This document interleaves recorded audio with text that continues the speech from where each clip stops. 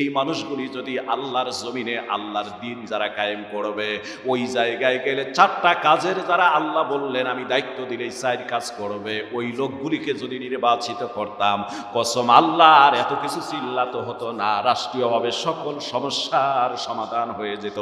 জোরে বলেন কথা ঠিক কিনা? তার মানে হচ্ছে এই মানুষগুলি আমরা আসল আমানতটা, ভোট জিনিসটাই আমরা আজকে বুঝলাম না। বড় আফসোসের বিষয়।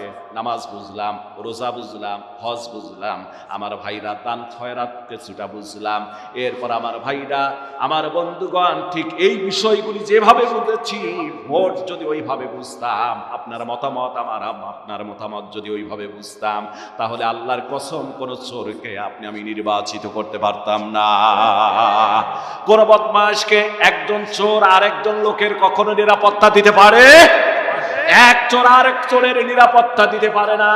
এর জন্য আমার ভাইরা, যাদেরকে আমরা নির্বাচিত করি, ওরা চোর, যাওয়ার পর রাতারাতি আঙ্গুল ফুলে কলা গাছ হয়ে যায়। এখানে বাড়ি, ওখানে বাড়ি, এখানে রিসোর্ট, ওখানে 20 বিঘা জমি, ওখানে 50 বিঘা জমি, ওখানে 5 তলা বাড়ি, এখানে এই করেছে সেই করেছে।